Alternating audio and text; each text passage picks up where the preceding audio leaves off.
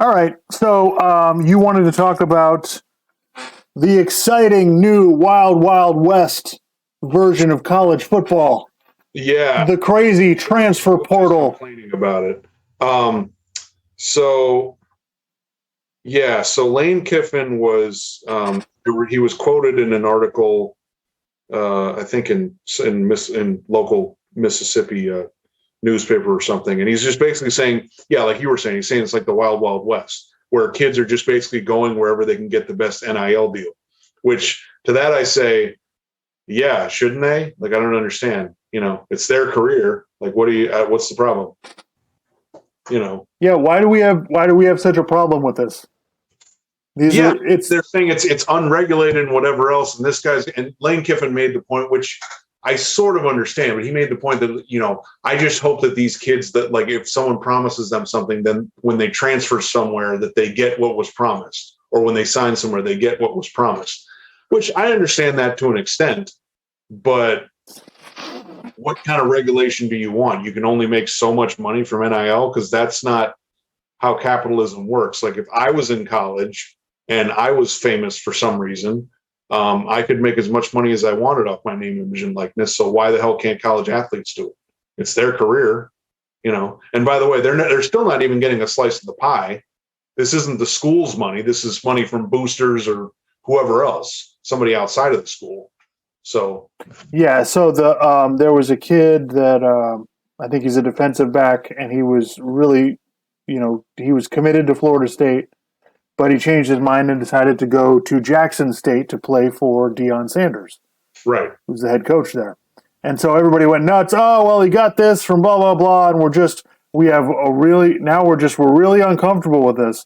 And my number one point about this is, first of all, you don't think these college athletes were getting stuff before? Yeah, I mean, they had to probably go through schools had to go through a bunch of workarounds to get it to them without violating NCAA rules. But yeah, come on. So yeah, that was happening anyway. I know everybody doesn't like it, but that was happening anyway. But I think honestly, the NIL stuff, and different states have different rules about what the colleges are allowed to do and not allowed to do. So we're acting like, oh, there's no regulation. There actually is some. Right. Like there's certain ways that this. You got to pay taxes on some of it. Right. There's certain ways that this has to be done. But my point about this is, in every other business in the world, they figure this out. Yeah. This isn't oh my God, what are we going to do? You just kind of figure it out. And that's what's going to happen here.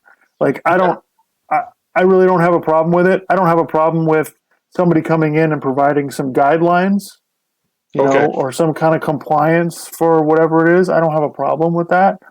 But, we're acting like this is a huge disaster, and it's really not that big a deal. Well, no, and then some of the coaches complaining about this, it just reeks of, I'm a college coach and I don't have as much control as I used to, and I'm a control freak, so I'm complaining. Wah. Like Gene Chizik was complaining about it. Dabo Sweeney was like, yeah, it's not about it getting an education anymore. It's like, come on, dude. In big time Division I college athletics, it's really all about just getting an education. Come on. Well, yeah, you don't get to tell me it should be more about education when you're making $9 million a year as the head coach. Exactly. So it is the height of hypocrisy. So yeah, they need to figure it out. But what I think is really interesting more than that is this transfer portal, because it is like NFL free agency. Like, it is just, I'm in, I'm out, I'm in. No, I'm going here. No, I'm not going there. I'm doing this. I'm leaving to go here. Stuff to it. So it's like, I'm going to go here because I can get this, Right.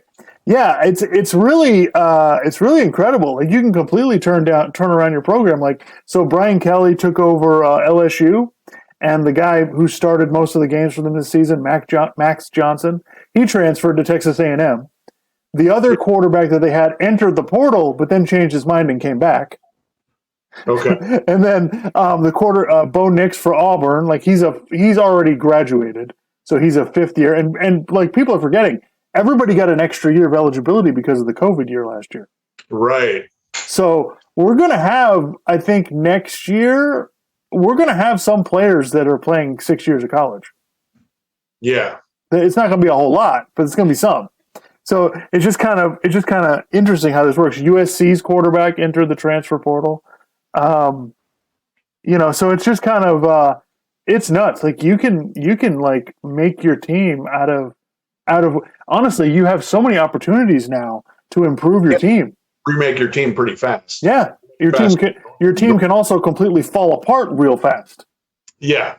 So, and that's why the early signing day probably needs to be abolished because it's a nightmare. But I was just following it just a little bit. And this is not something I pay attention to, but I was just kind of following the stuff going on. It's all over the place.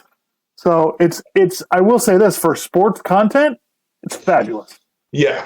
Fabulous. Because you have no idea. It was funny because we were listening to Colin Cowherd and Nick Wright was on there and he made a good point. He's like, because Colin was complaining about it, saying, oh, it's like the Wild Wild West and you're going to have a situation where everybody just goes where they can get the most money. So there's going to be a handful of programs that get the best players.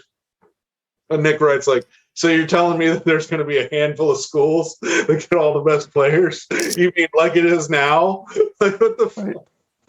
Yeah. It's not going to change anything. You're not going to. The whole thing is like the players are going to go where they get the best deal, shouldn't they? What's the problem? Right. Like, and by the way, the best deal doesn't just include the NIL stuff. It's like, well, what are the facilities? What's the coaching? Where is it located? What's the weather? What's whatever else. It's your career.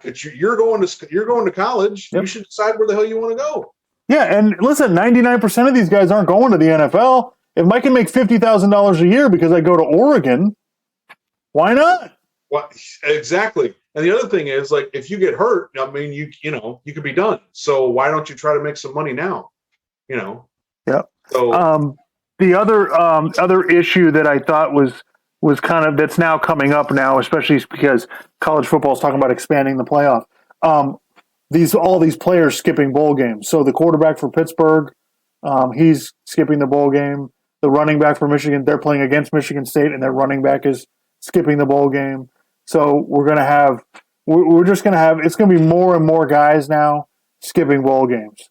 Now, maybe that'll happen less if you expand the playoff, but I don't know.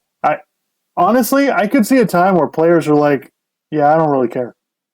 Well, and I'm going to get ready for the draft. Really funny about that is that everyone complains about, Brian Kelly or Lincoln Riley leaving before their team plays in the bowl game.